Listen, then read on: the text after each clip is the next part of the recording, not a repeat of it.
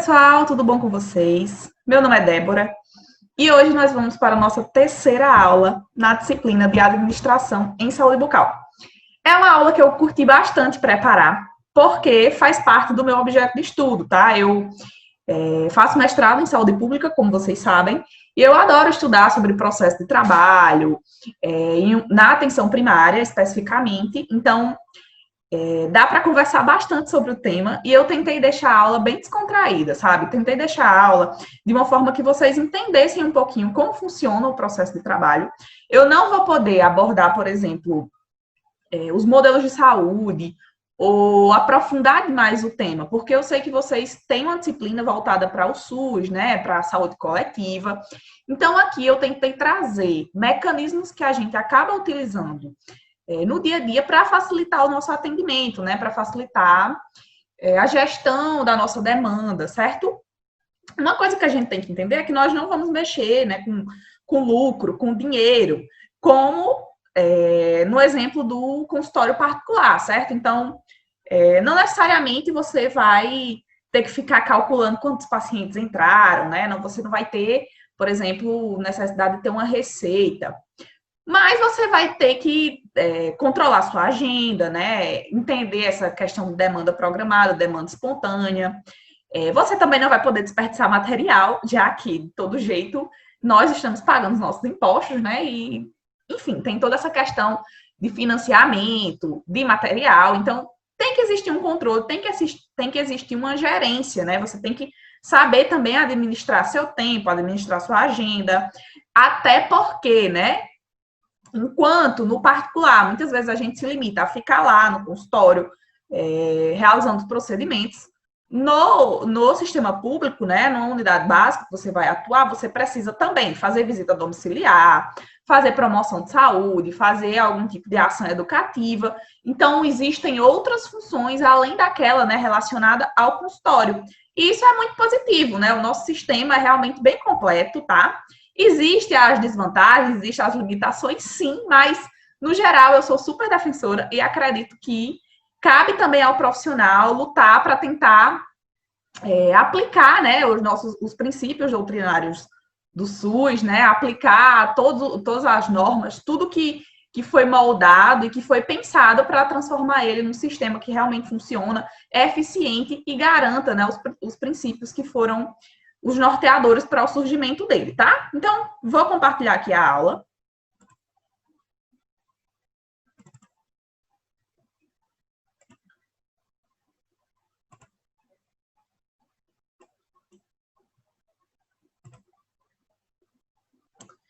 Então, pessoal, nossa terceira aulinha, certo? E agora nós vamos falar, né, sobre gestão da clínica odontológica na atenção primária à saúde, tá? Existem outros níveis de saúde. A gente está falando de atenção primária, mas ainda temos a atenção secundária e a atenção terciária, tá? Então, na secundária, para a nossa área, que é a saúde bucal, seria o CEL, o Centro de Especialidades Odontológicas, e a terciária seria serviço ambulatorial mesmo, hospital, né? Onde tem o bucomaxilo. E aí, a equipe auxiliar também atua nesses locais, tá? Eu foquei nessa parte de atenção primária porque é o mais comum. Nesses outros ambientes, né, existem uma dinâmica também de organização, mas, assim, geralmente, quando a gente está estudando para concurso, né, para algum tipo de cargo público, os mais comuns são relacionados à equipe de saúde da família, né, a unidade básica. E foi também o que vocês demonstraram interesse, né, no questionário que eu fiz. Então, vou falar mais ou menos como funciona, né, a dinâmica aqui de gestão da clínica, tá?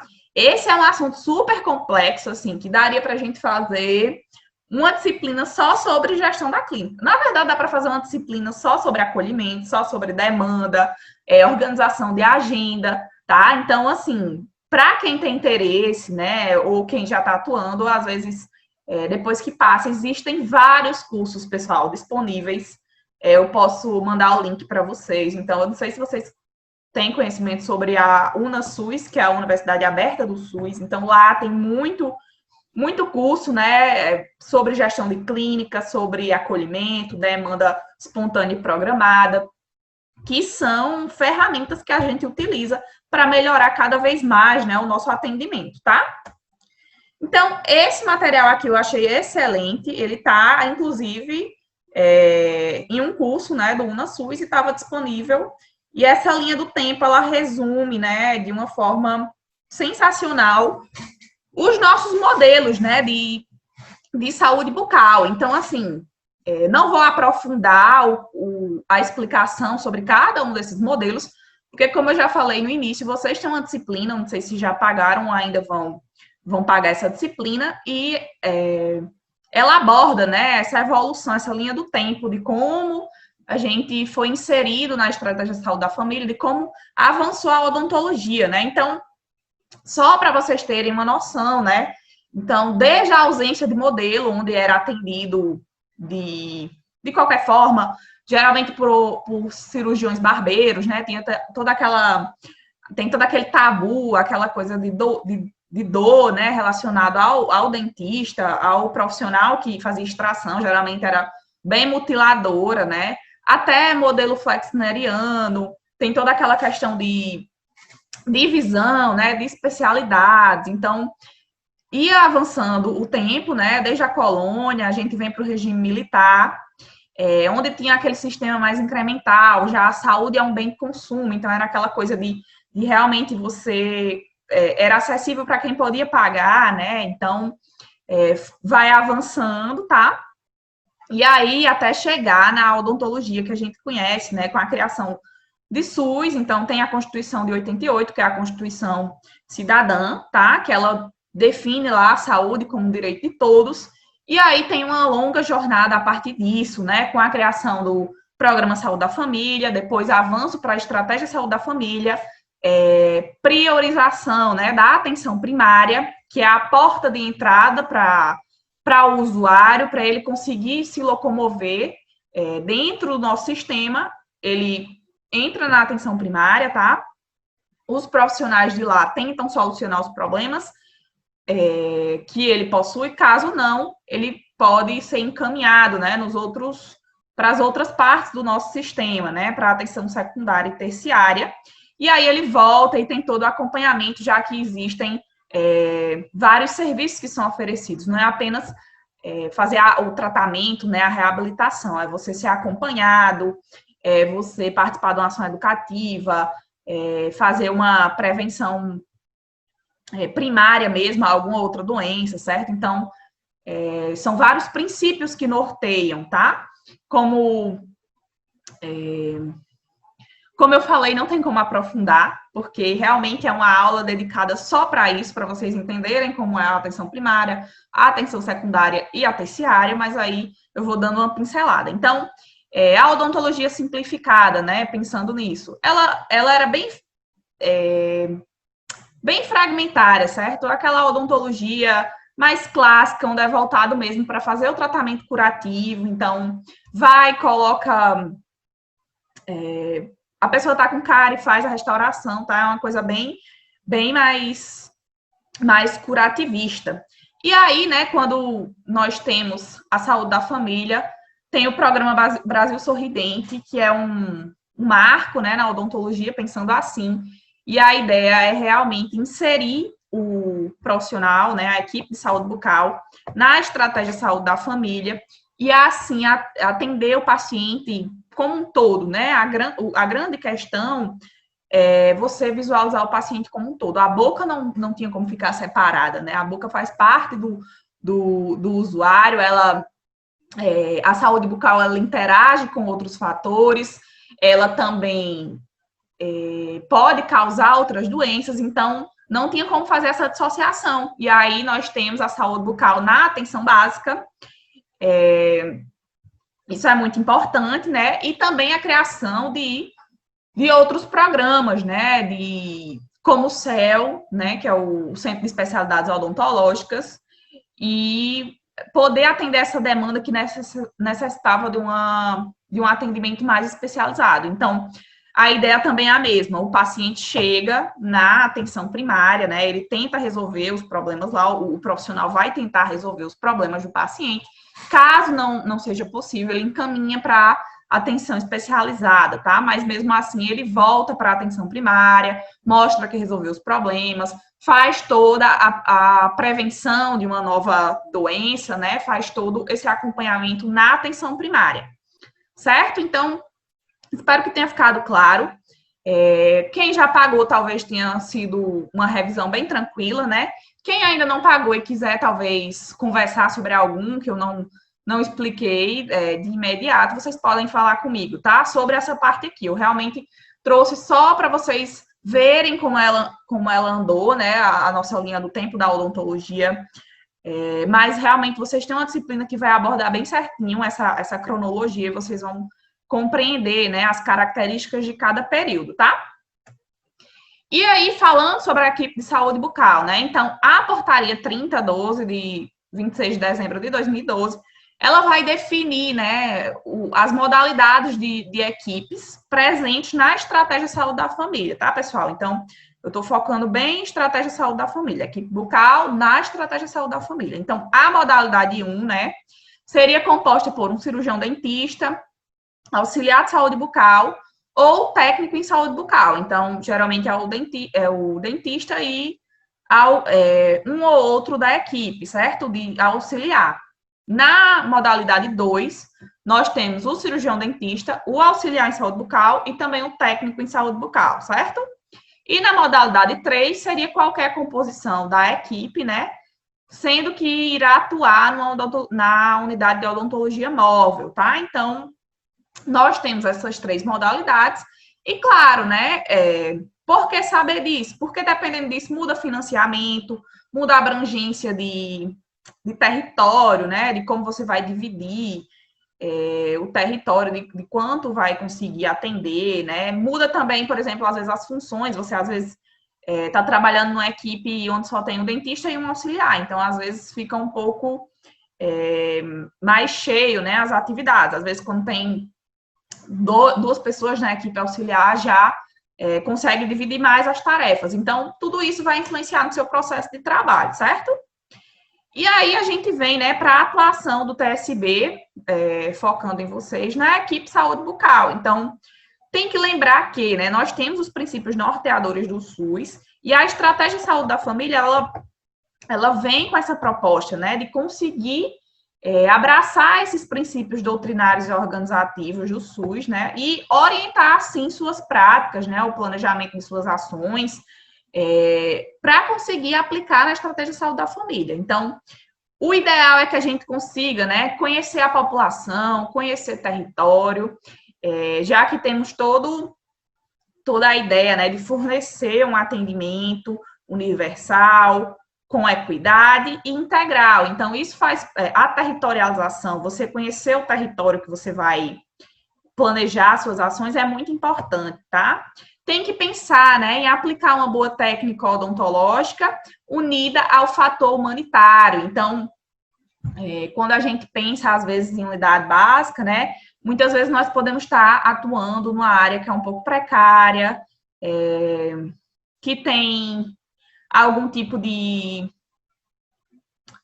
problema que a gente tem que olhar com mais cuidado, né? Então, o fator humanitário é bem importante, certo? Na questão de atendimento, de formação de vínculo, de acolhimento.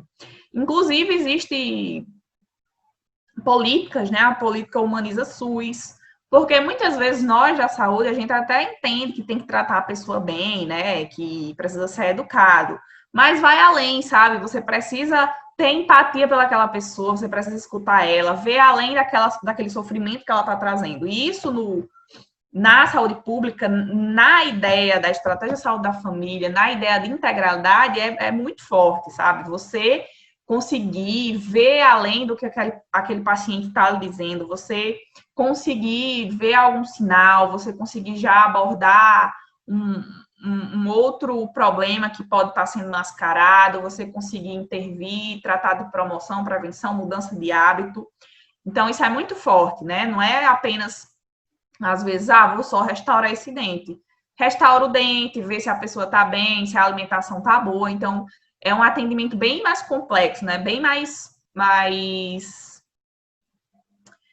complexo e também bem mais completo, né? Você precisa abordar o paciente em todas as suas faces, tá? Então, formação de vínculo com o indivíduo e sua família, né? Tem toda a questão de visita domiciliar, de formar o vínculo mesmo para ele ter confiança em você, ter confiança na equipe, né? De retornar, de fazer esse acompanhamento, conseguir fazer um levantamento, conseguir traçar estratégias. O paciente desenvolve autonomia, mas ele não abandona o serviço, tá? Conhecer o processo de saúde-doença atuando nos diferentes estágios, né? Então, eu até coloquei essa figura, né, que é bem famosa. Vocês também têm uma disciplina que aborda isso. Eu já ministrei, inclusive, para a turma de patos. Então, a gente trabalhou esse conceito, né, do processo de saúde-doença, de como ele veio com aquelas teorias bem mais simplistas, que falava sobre contaminação pelo ar, né, toda aquela questão dos miasmas, até chegar nessa ideia mesmo de condições, né, de sociodeterminantes, né? Então, você não adoece apenas porque você entrou em contato com um vírus, né, com a bactéria. Então, existem vários fatores que vão contribuir, certo, para o adoecimento do paciente. Então, na estratégia de saúde da família, né, você atuando lá na esfera pública, você atuando na equipe, né, de saúde bucal, você precisa estar atento ao contexto que o usuário, né, o paciente vai estar inserido, a condição de vida dele, de trabalho, se ele tem lazer, se ele tem educação, onde é que ele trabalha, onde é que a família trabalha, onde eles moram, tem saneamento básico, não tem, né, a pessoa tem predisposição genética a ter tal coisa, o pai está tendo essa doença, pode ser que o filho venha a ter, já tem que fazer uma prevenção, né, no filho, uma promoção de saúde ali na família. Então, assim, é bem forte essa questão de promoção e prevenção, né? É isso que a gente busca no serviço público. É tratar o paciente, sim, é você fazer o tratamento do paciente, mas você conseguir fazer a gestão do seu tempo para atuar além, né? Além de fazer o tratamento, além de ficar no seu consultório, além de ficar lá ajudando o dentista, olha aqui a resina, aqui tal coisa. Você tem que ir além. É você conhecer a população que você está responsável, você saber que, às vezes, em determinado bairro tem muitos idosos que não conseguem ir até a unidade, então se programa para ir lá na casa dos idosos. Você pode fazer uma visita domiciliar, né? Você pode ir com a agente de saúde lá, faz uma visita domiciliar, vê se a pessoa está precisando de alguma coisa, combina com o dentista de ir lá fazer um atendimento, né? Fazer uma aplicação de flu, ou às vezes dar uma orientação sobre prótese, né? Você precisa conhecer para você atuar da melhor forma, tá? E aqui coloquei, ó, só para vocês também terem uma ideia, né? Para quem já viu, vai lembrar. Então, nós atuamos de diferentes maneiras, né? E claro que nem sempre vai dar para ser resolvido todos esses problemas na atenção primária. Às vezes vai ser necessário o quê? Você fazer o encaminhamento da pessoa, né? Do paciente. Então, só para vocês lembrarem, a gente atua de forma com prevenção primária, secundária e terciária, né? A primária seria realmente fazer uma proteção específica, uma prevenção, né? Você muitas vezes pode ir numa escola, fazer a aplicação de flu, pode dar uma palestra sobre higiene bucal, certo? Então, atua de forma primária antes que o indivíduo venha a adoecer, né? Já na secundária, geralmente a gente faz um diagnóstico precoce, né? Antes que a pessoa tenha a doença. A doença está se desenvolvendo, né? Então, dá para fazer um diagnóstico precoce, às vezes vai tratar a pessoa, né? Então, a pessoa está com cárie, beleza, vou fazer o tratamento, né? A gente vai fazer a restauração, vai colocar a flu. E aí, a fase terciária, né? A prevenção terciária, seria realmente você intervir antes que o indivíduo, né, venha à morte, ao óbito, ou fazer a recuperação, né, dele, colocar uma prótese numa pessoa que teve muitas vezes odontias, né? Então, existem diversas formas de se atuar, né? É super importante saber isso. É um conteúdo que cai bastante em concurso, tá? Então, sempre fiquem se atualizando quanto a isso. Então, aqui é só para vocês lembrarem também. Eu sei que estuda certinho isso, né, na disciplina de, acho que é saúde coletiva. Foi bem legal, eu falei, eu tenho um material bem completo sobre isso. Então, quem se interessar também, né, se já pagou, quer relembrar, eu posso disponibilizar, tá? Mas não é o nosso foco dessa aula. Aqui também coloquei, né, ó, os princípios norteadores, organizativos e processos de organização da estratégia de saúde da família. Então, no centro a gente lembra, né, a nossa saúde como um direito, né, que foi garantido pela Constituição. E aí os princípios do SUS, que são super famosos, a universalidade, a equidade e integralidade, que busca oferecer um acesso, né, gratuito a todos, de uma forma que consiga priorizar quem realmente tem maior necessidade. Então, vocês veem que é equidade, não é igualdade, né? Porque a equidade fala sobre isso, sobre conseguir, né, priorizar aquelas pessoas que às vezes precisam um pouco mais, nem todo mundo vai utilizar o sistema da mesma forma. Então, realmente existe todo um estudo, né, sobre distribuição de recursos, financiamento, de forma que vá atender às demandas, certo? Integralidade, né, você conseguir unir a prevenção, a promoção e o tratamento, né, as necessidades que o paciente vai ter, né, que o usuário vai ter. Então, ele pode tanto, às vezes, pegar só uma forma de ser vacinado, né, como uma forma de proteção específica, como também tratar a doença, ou às vezes ele está passando por algum problema, vai ter o apoio lá na equipe, certo? Então, são diferentes formas de serviços que são ofertados para que exista esse atendimento e contemple, né, as várias faces, os vários processos de saúde e doença que estão presentes na vida do usuário, tá? E aí o círculo, né, ele vai sendo complementado. Então, vem a acessibilidade, hierarquização, descentralização, controle social, resolubilidade e vários outros princípios, né, que a gente percebe. Então, os processos de organização, tem a parte de educação permanente, definição de território, né, de abrangência, diagnóstico da comunidade. Então, realmente são muitas ferramentas. É bem mais complexo, às vezes, do que você estar no consultório, né, particular. E aí você pensa, tenho que ter tantos pacientes para ter esse lucro, né, no final do mês, para conseguir pagar o salário, conseguir pagar os custos fixos. E aí, na estratégia de saúde da família, a gente tem que pensar muito mais além, né? Com relação a essa organização mesmo, né? De fazer todo o diagnóstico, de oferecer o melhor serviço à população. Não estou desmerecendo, tá? Nenhum dos dois serviços. Estou falando que aqui é um pouco mais complexo, porque existe todo um bem-estar da sociedade, um bem-estar público. Então, não é apenas oferecer o serviço à população. Esse serviço ele também vai ser avaliado, ele vai ser criticado. Precisa existir pesquisa para ver se está avaliando, se está tendo melhoras, se está tendo resultado, certo? Então, é bem mais complexo do que, às vezes, apenas você se organizar relacionado ao dinheiro, né? A questão de lucro e a custos, tá? Então, aqui existem outras variáveis que vão entrar nesse processo de trabalho, tá? E aí, falando um pouquinho, né, sobre o nosso dia a dia mesmo, o dia a dia de consultório, como é que a gente vai atuar, né, o que é que a gente precisa saber para organizar melhor o nosso atendimento, tá? Então, tem a parte de acolhimento, certo? Que é uma parte fundamental do processo de trabalho, né? Ele pode ser realizado tanto na unidade básica, então, o paciente, ele chega lá no consultório, né? E aí você vai atendê-lo, vai escutar a queixa dele, vai, às vezes, interagir com ele, com outra pessoa da equipe, com outra pessoa da família, tá? Então, tem toda essa questão de acolher bem, de acolher com a educação, de mostrar que você tá lá para sanar a dor dele, certo? Como também para tirar dúvidas.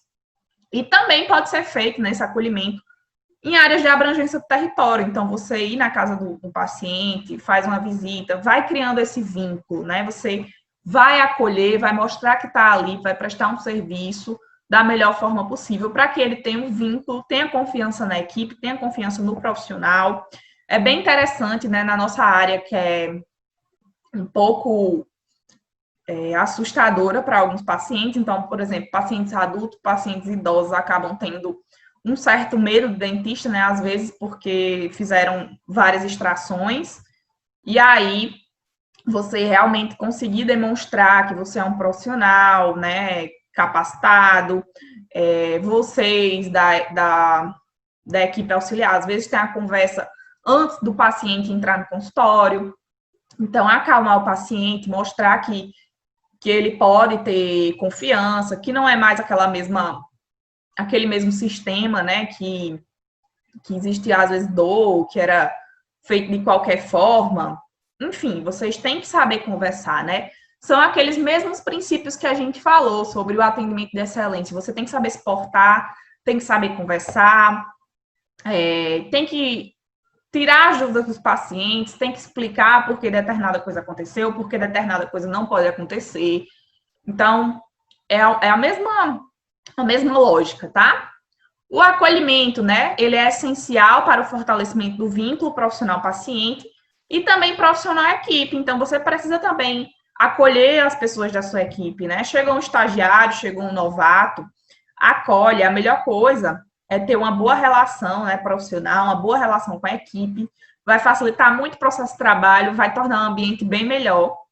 E também vai melhorar o atendimento dos pacientes, já que vocês vão conseguir fazer uma reunião melhor, vão discutir casos, né? Vão trabalhar num ambiente realmente acolhedor para quem está chegando, certo? E aí, dentro desse acolhimento, né, a gente consegue fazer essa divisão de demanda espontânea e programada, tá? Isso é uma coisa, né, que acaba, às vezes, dificultando, né? Às vezes o processo burocrático é um pouco grande, mas é importante você ter esse controle, né? Então, você faz o acolhimento para conhecer o perfil de cada paciente, entender a queixa dele, saber se é uma queixa de urgência, né? Se é uma queixa que pode ser programada, que pode ser agendada, certo? Então, existe toda uma forma de você fazer essa organização da agenda. Você pode atuar, inclusive, muito próximo, né, da recepcionista. Às vezes é a recepcionista que faz, tem todo aquele sistema de fichas. Mas, assim, se vocês lerem um pouquinho, né, forem estudar um pouquinho mais a fundo, existem várias formas de organizar a ficha, de organizar o atendimento. Então, vai depender também da área que vocês estão trabalhando, da demanda, né, do material disponível. Então, também existem outros fatores que vão influenciar nisso, tá? Mas só para vocês entenderem um pouquinho de como organizar a agenda, então nós temos uma demanda espontânea e também uma demanda programada. A espontânea vai ser os pacientes que aparecem de forma inesperada. Então, às vezes, você está lá e chega uma pessoa que não estava marcada, né? Que você às vezes nunca nem viu. Enfim, ela chega e às vezes ela tem urgência, ou às vezes ela acha que tem urgência, mas pode esperar, tá? Então, você precisa fazer o acolhimento, precisa fazer a anamnese, entender se você vai atendê-la no mesmo dia, se você precisa encaminhá-la para outro serviço, se você vai explicar para ela, ó, seu problema é esse, mas você vai ficar para a semana que vem, tá? Então, esse é um tipo de demanda. E a programada, né, geralmente é uma que precisa de programação, então é uma que foi agendada, né? Às vezes é uma visita domiciliar que você vai fazer, é uma ação preventiva, né, com algum grupo, tá? Então, também essa demanda é aquela que requer uma programação, você pode planejar o tipo de ação que você vai fazer. E aí a gente tem esse fluxograma, tá? Aqui não tá muito boa a imagem, eu vou projetar aqui de outra forma para vocês. Espera aí. Essa aqui.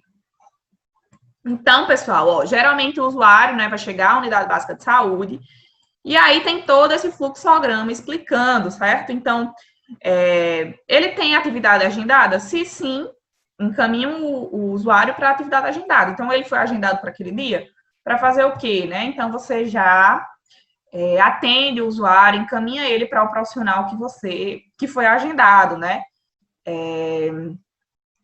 Então, isso também muda um pouquinho no processo de preenchimento de ficha, né? De toda aquela parte mais burocrática, mas também não daria para trazer aqui. E eu sei que vocês conhecem a ficha, né? Nessa parte de SUS, ela é apresentada também, tá? Então, são disciplinas que vão se complementando.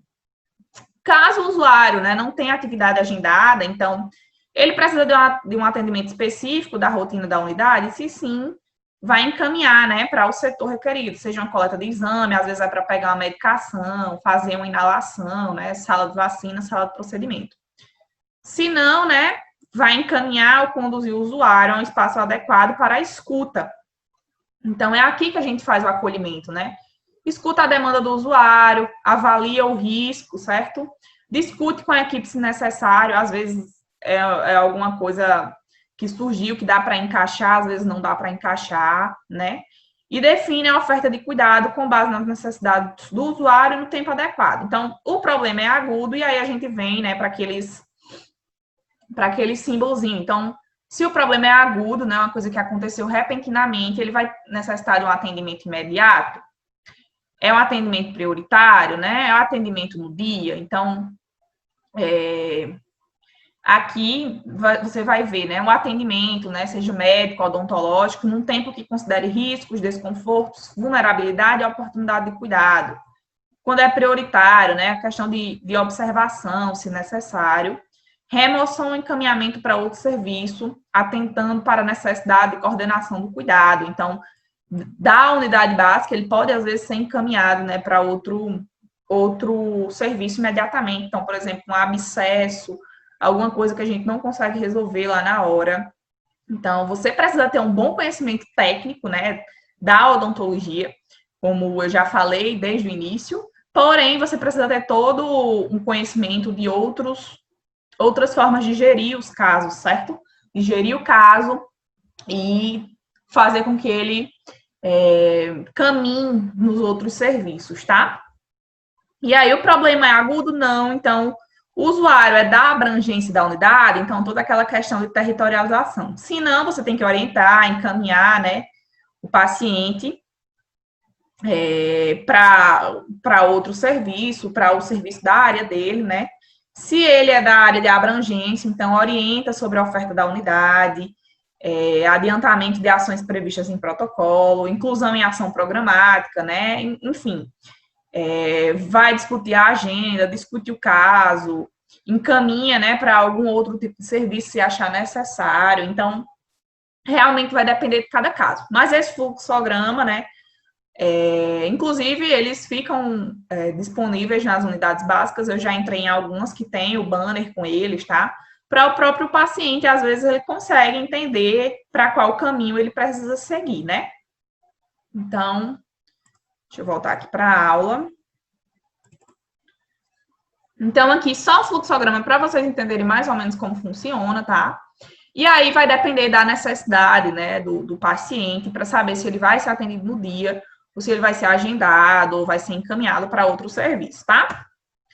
Com relação também à reunião de equipe, né, e planejamento de casos. Então, na estratégia de saúde da família, nós atuamos em equipe multiprofissional, né, equipe interdisciplinar, que vão atuar no mesmo local de trabalho. Então, vai ter o médico, vai ter o enfermeiro, vai ter o técnico de enfermagem, vai ter a equipe de saúde bucal, tem o recepcionista, o zelador, enfim, é uma equipe, né? Você não atende sozinho no seu consultório, e aí a pessoa chega e cada um vai para um lugar determinado. Não, você precisa ter uma boa relação, você precisa ter comprometimento, ter cooperação com sua equipe, porque isso vai facilitar muito o atendimento, vai melhorar a qualidade do atendimento, tá? Eu sei que existem vários fatores, né, que acabam dificultando, então, às vezes, o processo de trabalho, né, a demanda, que às vezes é muito grande, mas, assim, o ideal é que exista uma reunião da equipe, que vocês consigam discutir casos, que discutam melhorias mesmo na própria equipe, na forma de atendimento, que discutam sobre ações de promoção de saúde em conjunto, né? Que discutam sobre territorialização, sobre atualização de dados. Então, são muitas as pautas para uma reunião da equipe. Não é apenas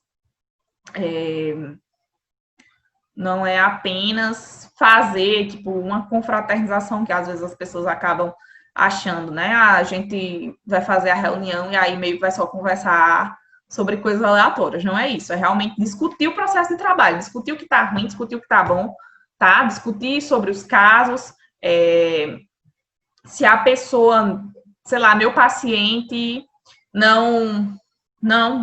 ele é fumante, então, olha, fala com a enfermeira, né? Fala com a agente de saúde. Tem algum grupo aqui para pessoas que estão querendo deixar de fumar? A gente consegue inserir tal pessoa?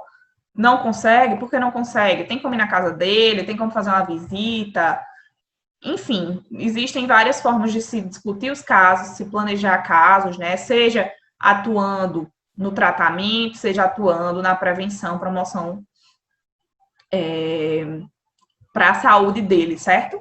Então, assim, realmente ter um bom relacionamento. Eu já vi casos que você, às vezes, no consultório, consegue detectar uma coisa. Então, por exemplo, já vi um caso, já me relataram esse caso, na verdade. Então, a dentista estava atendendo o paciente e ela viu, né, uma mancha estranha na perna da paciente.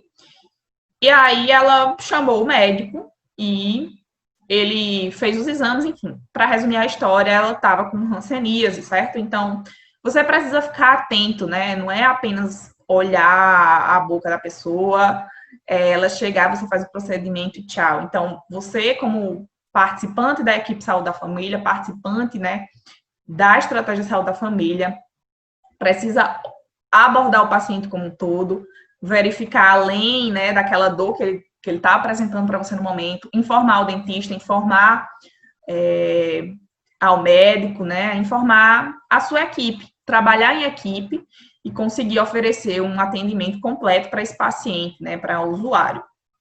E aí eu até destaquei aqui um pouquinho sobre as dificuldades da inserção da equipe de saúde bucal, né, com os demais membros. Então, isso vem da história da nossa formação, né, que é uma formação mais tradicional, mais fragmentadora, bem mecânica, bem curativista. Então, isso ainda é bem presente nos dias, tá, de hoje. Nos trabalhos que eu fiz, algumas pesquisas, alguns estudos, você vê a dificuldade, às vezes, da equipe de saúde bucal interagir, né, com a equipe de enfermagem, a equipe de medicina. Às vezes eles acham que a boca, os próprios profissionais, né, e os demais, os usuários, acham que a boca é uma coisa meio que isolada, então que você vai lá, resolve a cárie, faz a extração do dente e pronto. Às vezes não conseguem atrelar, por exemplo, uma periodontite a uma diabetes, tá? Então, existem as relações, né? E por isso a importância de você se inserir nessa equipe, de você ter uma atuação, né, interdisciplinar, conseguir trabalhar com a equipe e gerenciar os casos, né, discutir os casos, tá? E aí eu coloquei também, né, a importância de promoção e prevenção em saúde. Então, eu não sei se vocês pagaram alguma disciplina relacionada às competências do técnico, né, e vocês podem sim desenvolver ações de prevenção e promoção, né? Então, atividades educativas, pessoal, visita domiciliar, conhecer a territorialização, traçar o perfil epidemiológico, né, daquela comunidade, desenvolver algum tipo de programa que vá beneficiar. Já existem os programas específicos, então, o programa Saúde na Escola, tem bastante programa voltado para hipertensos, diabéticos, certo? Então, assim, são várias as atribuições, né, além daquelas relacionadas ao dia a dia no consultório mesmo, de você auxiliar no tratamento, auxiliar no desenvolvimento daquela ação voltada para consultório. Então, a promoção e prevenção em saúde é bem forte e cada vez mais ela é levada em pauta, né, a importância de se desenvolver ações desse tipo, né? Então, vocês podem e devem participar desse tipo de ação, tá? Deixa eu ver aqui. Isso. Essa é a conversa que eu tinha com vocês. Se vocês me perguntassem, né, por exemplo, sobre custos, tá? Material e coisas assim. Então, cabe ao técnico, né? Cabe à equipe auxiliar também zelar pelo material, organizar, certo? Ver questão de estoque, de consumo. Isso também faz parte, certo? Do dia a dia de vocês conseguirem fazer essa gestão, de organizar o instrumental, organizar o material, verificar, né, a qualidade, se estão em condições de uso. Então, isso faz parte, tá? É como se você tivesse num consultório particular que você precisa ter essas atividades também. Entretanto, né, essa questão mais de finanças, ela é mais complexa, né? Tem toda uma questão de licitação, tem outros órgãos envolvidos. Então, não é tão diretamente que você vai tratar, por exemplo, com um dentista, né, ou com seu chefe, que às vezes é mais acessível num consultório particular, numa clínica pequena. Então, às vezes isso demanda, né, um processo mais burocrático para você informar que determinada coisa está em falta, né? Então, você precisa entender sobre gestão, coordenação, precisa compreender quem está à frente disso para falar sobre esses problemas de material, né? De essa parte mais estrutural. Então, ela também faz parte, né? Existe todo um material sobre financiamento, recursos que vocês também podem aprofundar um pouquinho. Essa aula eu tentei trazer mais o que acontece no dia a dia, né? Principalmente essa questão de acolhimento, organização de agenda, de como você vai organizar esse fluxo de pacientes. Então, essa parte de gestão de custos já é outra história, tá? Então, no nosso dia a dia na esfera pública, né, pensando na unidade básica, realmente nossa maior preocupação é relacionado a atender a demanda de pacientes, a atender o paciente na sua totalidade e conseguir ofertar os serviços adequados, né, tanto para o usuário quanto para a comunidade, pensar no bem-estar da comunidade, tá? Espero que vocês tenham gostado. Sobre a atividade, eu vou enviar, tá, uma atividade bem legalzinha, são os casos que eu quero que vocês pensem como vocês atuariam, mas eu vou mandar a explicação certinha no e-mail, né, na descrição da atividade. E qualquer dúvida vocês podem falar comigo, tanto pelo WhatsApp como pelo e-mail, tá? Então, eu espero que tenham gostado. Aqui estão as referências. Eu acho que falta uma das referências aqui ainda, eu vou complementar. E eu envio o material de apoio para vocês. Certo, pessoal? Eu espero que vocês tenham gostado. E até a próxima aula. Tchauzinho.